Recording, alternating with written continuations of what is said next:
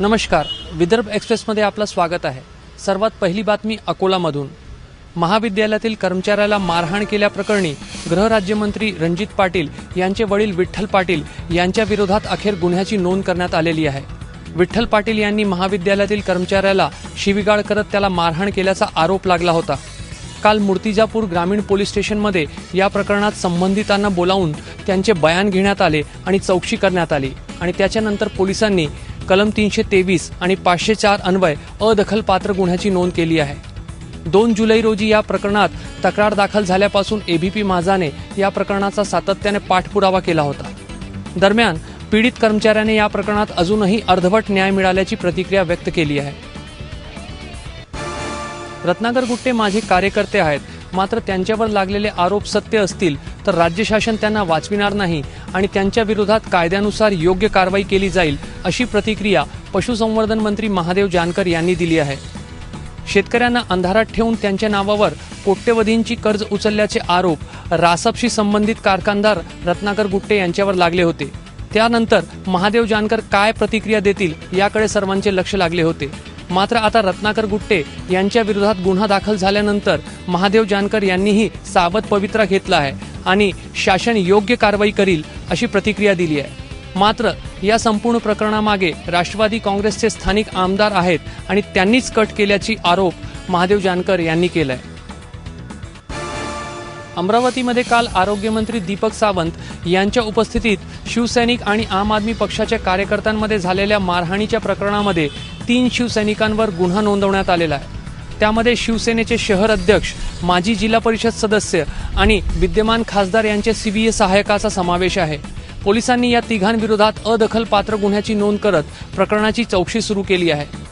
काल आरोग्यमंत्री दीपक सावंत जिल्हा सामान्य रुग्णालयामध्ये पाहणीसाठी आले असता आम आदमी पक्षातील कार्यकर्त्यांनी त्यांना निवेदन देताना जोरदार घोषणाबाजी केली होती। त्यामुळे संतप्त झालेल्या शिवसैनिकांनी आप कार्यकर्त्यांना चांगला चोप दिला होता आणि त्यानंतर आप कार्यकर्त्यांच्या तक्रारीवर हा गुन्हा नोंदवण्यात आलाय। सीमेवर चीनसोबत सुरू असलेल्या ताणतणावाच्या पार्श्वभूमीवर वाशिम जिल्ह्यातील रिसोडमध्ये काल चीनी वस्तूंची होळी करण्यात आली। स्वाभिमानी शेतकरी संघटनेच्या कार्यकर्त्यांनी यावेळी चीनी वस्तूवर बहिष्कार जाहीर करत चीनी वस्तू जाळून टाकल्या। भारतीय बाजारपेठांमध्ये चीनी वस्तूंची मागणी खूप आहे आणि जर भारतीयांनी चीनी वस्तूवर बहिष्कार जाहीर केलं तर चीनच्या व्यापारावर त्याचा विपरीत परिणाम होईल आणि चीनला योग्य धडा मिळेल असा दावा या आंदोलकांनी केलाय। शेतकऱ्यांना थेट ग्राहकांपर्यंत शेतमाल विकता यावा यासाठी वर्ध्यामध्ये रुरल मॉल तयार केला जात आहे। जिल्हा प्रशासनाच्या पुढाकाराने हा रुरल मॉल तयार होत असून येत्या ऑगस्ट महिन्यापासून वर्धेतील जनतेच्या सेवेसाठी हा मॉल खुला केला जाणार आहे। विशेष म्हणजे या मॉलमध्ये फक्त प्रक्रिया केलेले आणि पॅकिंग केलेले शेतमालच विकले जाणार आहे। त्यामुळे व्हॅल्यू एडिशन होऊन शेतकऱ्यांना जास्तीत जास्त नफा कमावता येईल अशी अपेक्षा जिल्हा प्रशासनाला आहे। विशेष म्हणजे जिल्हा पुरवठा विभागाच्या जुन्या आणि खंडर झालेल्या गोदामाचा वापर हे रुरल मॉल तयार करण्यासाठी केले जात आहे।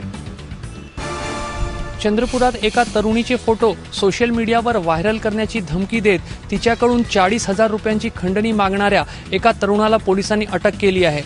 विकास ढोके असे या तरुणाचे नाव असून तो चंद्रपुरातील महाडा कॉलनी परिसरातला निवासी आहे। विकासचे याच परिसरात राहणाऱ्या एका तरुणीसोबत मैत्री होती आणि त्या मैत्री दरम्यान दोघांनी काही फोटो काढले होते। मात्र तरुणीने लग्नाला नकार दिल्यानंतर संतप्त झालेल्या विकासने दोघांचे फोटो सोशल मीडियावर व्हायरल करण्याची धमकी देत खंडणी मागितल्याचा आरोप या तरुणीने केला आहे आणि त्यानंतर पोलिसांनी ही कारवाई केली आहे।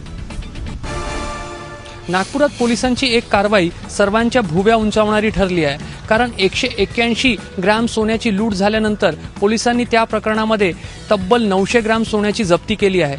4 जुलै रोजी वैशाली नगर परिसरात आकाश ज्वेलर्सचे मालक बंडू कुंभारे यांना 2 लुटारूंनी लुटले होते आणि त्यांच्याकडून 181 ग्रॅम सोन्याची लूट केल्याची नोंद पोलिसांनी केली होती। 6 जुलै रोजी पोलिसांनी या प्रकरणामध्ये 2 लुटारूंना अटक केली आहे आणि त्यांच्याकडून तब्बल 900 ग्रॅम सोन्याची जप्ती करण्यात आली आहे। त्यामुळे या प्रकरणामध्ये फिर्यादींनी खोटे बोलून कमी सोन्याची लूट दाखवली होती की पोलिसांनी प्रकरण मोठे होऊ नये म्हणून फिर्यादीवर दबाव आणून त्याच्याकडून कमी सोन्याची नोंद करून घेतली होती। हा प्रश्न आता नागपूरमध्ये चर्चेला आलाय। यवतमाळ जिल्ह्यातील दिग्रस तालुक्यामध्ये पोलिसांनी एका शेतातून मोठ्या प्रमाणावर विदेशी दारू आणि गुटखा तयार करण्याच्या 2 मशीन्स जप्त केल्या आहेत। धानोरा गावालगतच्या एका शेतामध्ये एका गोदामात मोठ्या प्रमाणावर दारू साठा साठवण्यात आल्याची माहिती पोलिसांना मिळाली होती। जेव्हा पोलिसांनी या गोदामावर छापा टाकला तेव्हा गोदामातून मोठ्या प्रमाणावर विदेशी दारूच्या पेट्या जप्त करण्यात आल्या। तर जवळच्याच एका शेतामध्ये गुटखा तयार करण्याच्या 2 मशीन्सही पोलिसांना सापडल्या आहेत। त्यामुळे परिसरातील शेतांमध्ये अवैध धंदे चालवले जात होते का असा प्रश्न निर्माण झालाय। तिबेटियन धर्मगुरू दलाई लामा यांचे 82वे वाढदिवस गोंदिया जिल्ह्यात मोठ्या उत्साहात साजरे करण्यात आले। अर्जुनी मोरगाव तालुक्यातील नारगोलिंग तिबेटियन वसाहतीमध्ये पारंपरिक वेशभूषेत तिबेटियन बांधवांनी नृत्य केले आणि दलाई लामा यांच्या तैलचित्रासमोर केक कापून त्यांच्या वाढदिवसाचा आनंद साजरा केला। चीनने तिबेटवर कब्जा केल्यानंतर मोठ्या संख्येने तिबेटियन बांधव भारतात राहत असून गोंदिया जिल्ह्यात नारगोलिंग वसाहतीमध्ये गेले अनेक वर्षांपासून शेकडो तिबेटियन बांधव राहत आहेत।